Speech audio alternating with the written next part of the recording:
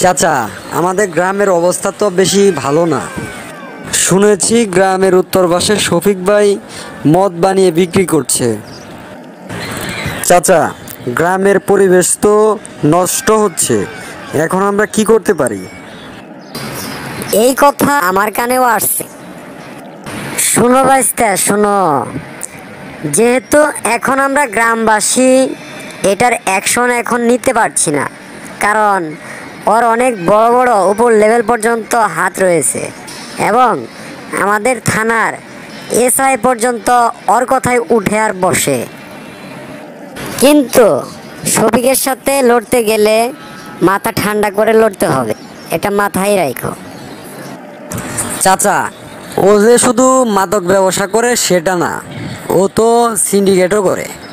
পেঁয়াজ, রসুন, আলু এগুলা একদম অনেকগুলা কিনে স্টক করে, তারপরে বাজারে যখন দাম বাড়তি হয় তখন সেটা বাজারে সাপ্লাই দেয়।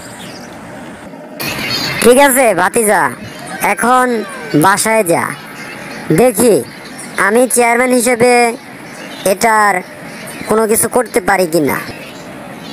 আব্বা, মাথাটা কেমন জানি ঘুরতেছে, মাথাটা আমার খালি ঘুরে। কেন বাবা, তোমার মাথা কেন ঘুরে? কি হয়েছে তোমার? টাকা দেও আমারে, টাকা না দিলে মাথা আমার ঘুরবই। আমার মাথা মুথা নষ্ট, টাকা ছাড়া আমার আর ভালো লাগতেছে না। বাজার করতে করতে আমার অবস্থা খারাপ হয়ে গেছে বাবা। আমার কাছে বাপ টাকা পয়সা কিচ্ছু নাই, বুঝছো? এই মুহূর্তে আমি টাকা কোথা থেকে পাবো বলো? টাকা দেও, টাকা দেও, টাকা ছাড়া আমার ভালো লাগতেছে না, টাকা দেও।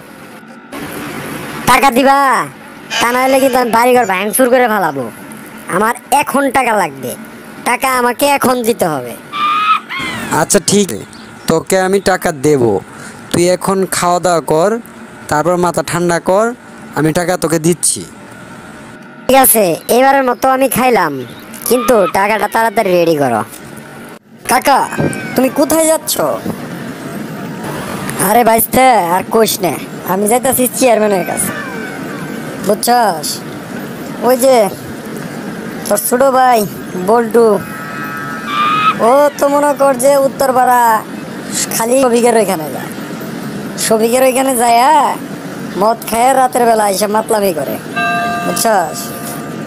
এখন কি করি কসিনি বেটা, আমার তো মাথায় কিছু ধরতেছে না।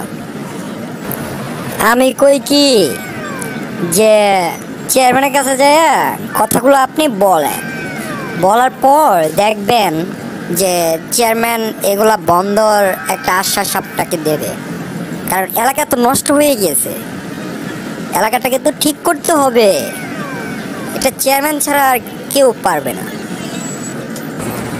তুমি ঠিকই বলছো বাবা, তাহলে আমি চেয়ারম্যানের কাছে যাই, যা দেখি কিছু হয় কি না।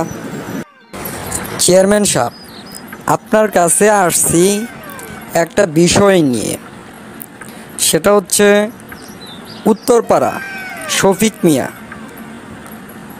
এলাকাটাকে নষ্ট করে ফেলেছে মাদক ব্যবসা করে।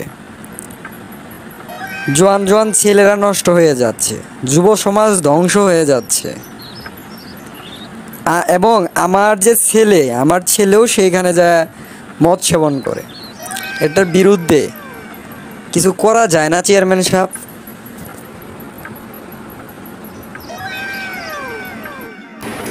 দেখেন ভাই, আপনি আসছেন আমার কাছে বেশ ভালো কথা, আমারও তো হাত বাঁধা, এখন এর সাথে তো আমিও পাইতেছি না, দেখি আমি কিছু করতে পারি কিনা। আমি একটা মেসেজ দিতে যাচ্ছি যে আমাদের দেশে কিছু কিছু জায়গায় মাদক আসক্ত হচ্ছে, তাই সকলেই সতর্ক থাকুন।